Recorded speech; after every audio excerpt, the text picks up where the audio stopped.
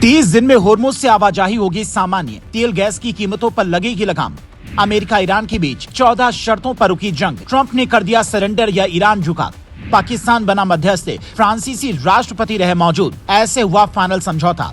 122 लाख करोड़ रुपए स्वाहा करने के बाद आखिरकार ट्रंप को अक्ल आ गई। तय तारीख से एक दिन पहले दोनों देशों ने समझौता कर लिया, जहां अमेरिकी राष्ट्रपति डोनाल्ड ट्रंप और ईरान के राष्ट्रपति मसूद पेजेश्कियन ने सीज फायर डील पर साइन कर दिए। फ्रांस के वर्साय पैलेस में हुई इस डील के वक्त फ्रांस के राष्ट्रपति मैक्रो भी मौजूद रहे।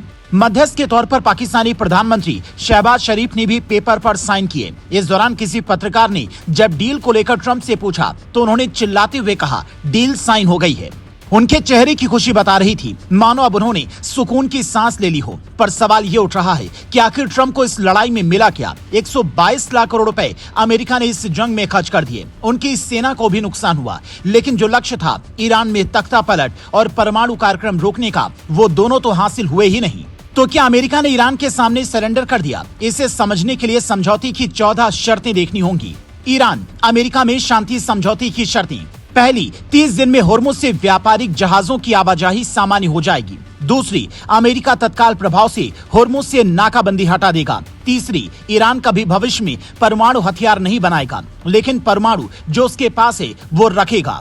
चौथी, ईरान के पुनर्निर्माण के लिए 300 अरब डॉलर का फंड ट्रंप और उनके सहयोगी देंगे। पांचवी, ईरानी तेल और पेट्रोकेमिकल प्रोडक्ट को अमेरिका छूट देगा। छठी, ईरान पर संयुक्त राष्ट्र समेत जो भी प्रतिबंध हैं, उसे अमेरिका हटाएगा। सातवीं, एक दूसरे के आंतरिक मामलों में ईरान अमेरिका दखल नहीं देंगे। आठवीं, सभी मोर्चों पर जंग खत्म होगी, कोई सैन्य कार्रवाई नहीं होगी। नौवीं, एक विशेष तंत्र बनेगा जो समझौते की निगरानी करेगा। 10वीं, अंतिम समझौते तक ईरान परमाणु कार्यक्रम में बदलाव नहीं करेगा। 11वीं, 60 दिनों के भीतर अंतिम समझौते पर बातचीत होगी। 12वीं, संयुक्त राष्ट्र सुरक्षा परिषद अब अंतिम समझौते को मंजूरी देगा। 13वीं, आर्थिक राहत और समुद्री यातायात बहाल होने के बाद बाकी मुद्दों पर बातचीत होगी। 14वीं, ईरान की फ्रीज संपत्तियां और धनराशि जारी की जाएगी। जिसका सीधा सा मतलब यह है कि ट्रंप ने ईरान की लगभग सारी बातें मान ली हैं। ट्रंप को यह एहसास हो गया है कि जैसे अफगानिस्तान में अमेरिका कभी नहीं जीत पाया, वैसे ईरान में भी उसकी जीत मुश्किल है। पर बड़ी हैरानी की बात यह है कि इस डील के बाद भी इजराइल का गुस्सा शांत नहीं हुआ है। इजराइल के प्रधानमंत्री बेंजामिन नेतन्याहू अब सोच में पड़ चुके हैं कि आखिर करें तो करें क्या। उन्होंने अपनी जनता से जो वादा किया था कि इस बार ईरान को मिट्टी में मिला देंगे, इजराइल के लिए उठने वाला हर संभावित खतरा मिटा देंगे, तो उसका क्या होगा?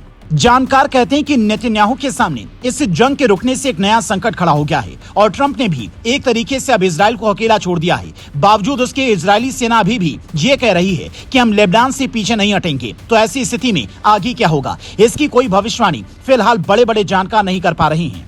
पर इस समझौते की सबसे ताकतवर बात यह है कि अब तेल और गैस का संकट खत्म होने वाला है। जहां जहां पेट्रोल और डीजल के दाम बढ़े हैं, रसोई गैस की कीमतों में बेतहाशा बढ़ोतरी हुई है, वहां वहां अब राहत की उम्मीद जताई जा रही है। हालांकि इसमें अभी वक्त लग सकता है।